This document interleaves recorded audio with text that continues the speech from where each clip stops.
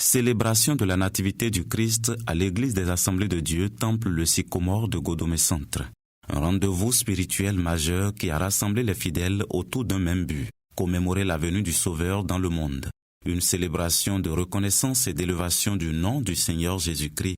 À travers des chants et danses, cette veillée consacrée au mystère de l'incarnation de Dieu parmi les hommes a été majestueusement célébrée.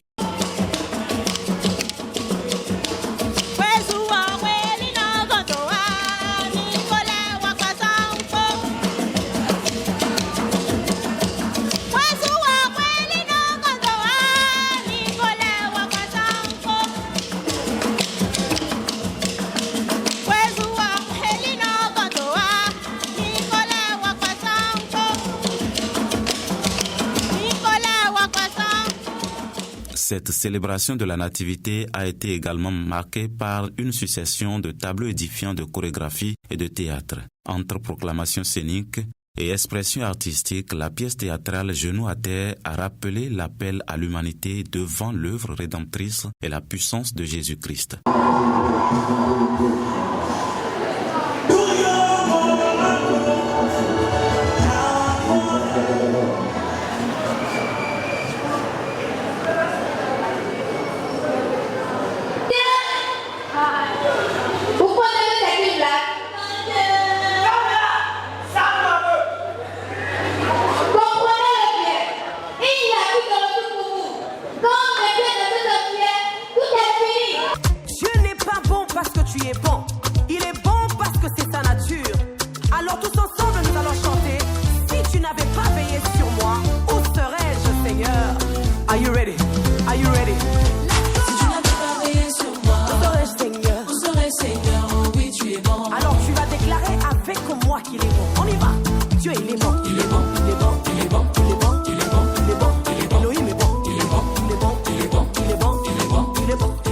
Derrière cette mobilisation, un objectif clairement affirmé par la jeunesse des Assemblées de Dieu, les vaillants héros de Sycomore, annoncer Christ à tout le monde.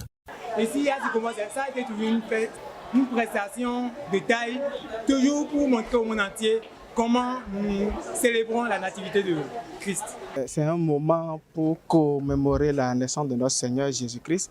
Et pour nous, à l'Église évangélique des Assemblées de Dieu, principalement à Sycomore, nous profitons de ce moment pour rassembler tout le corps du Christ, des papas, des jeunes, des enfants, où nous mettons tout ce qui est festivité, activité, pour pouvoir donner gloire à notre Seigneur Jésus-Christ que nous commémorons aujourd'hui. Donc, pour moi, à Sycomore, il y a plusieurs activités que nous organisons. Et cette année aussi, nous n'avons pas raté. Nous avons mis beaucoup d'activités en jeu, notamment les prestations des différents groupes chorales, les différents groupes de l'Église. Nous avons également aussi, à travers la chorégraphie, la danse, nous avons célébré la naissance de notre Seigneur Jésus-Christ.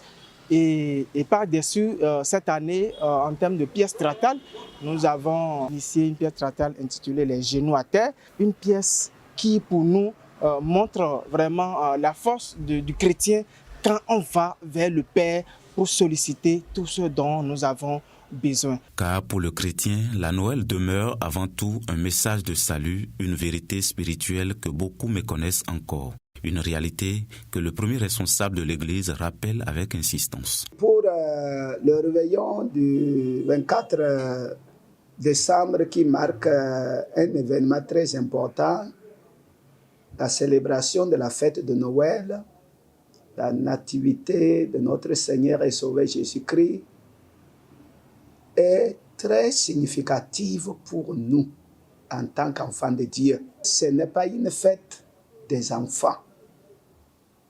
Ce n'est pas une fête des enfants. Ce n'est pas seulement la période où il faut offrir des cadeaux aux enfants. Ce n'est pas mal, hein, ce n'est pas mauvais.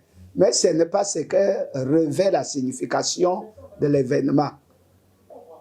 La célébration de la fête de Noël, elle nous rappelle la visitation du ciel à la terre, l'incarnation du Dieu céleste en homme terrestre, un Dieu qui quitte son trône du ciel et qui descend sur la terre, qui prend la forme humaine. Et tout cela pourquoi? Pour pouvoir réconcilier l'homme avec le Dieu. Vous savez, la naissance de Jésus marque le début de la réconciliation du ciel avec la terre, qui est pour nous la naissance de Jésus-Christ, la nativité de Jésus-Christ, qui nous parle beaucoup de choses. Chaque année, nous célébrons cet événement pour nous souvenir de ces grands cadeaux que le ciel nous a offerts. Le message ne peut pas être différent que celui des autres années, parce que Jésus n'a pas changé. Comme nous l'avons souvent répété, que le Christ dont nous célébrons l'événement de sa naissance doit être premièrement né dans notre cœur. C'est vrai, c'est une période de réjouissance, de partage. C'est pas mauvais de se donner des cadeaux, d'inviter les amis pour se réjouir ensemble. C'est une bonne chose. Mais c'est une période de témoignage, de faire véhiculer le message que la venue de Christ nous apporte. Quoi? Que l'homme soit en paix avec lui-même et avec Dieu. Ainsi, au temple, le sycomore, la célébration de nativité s'est voulue proclamation vivante de l'Évangile.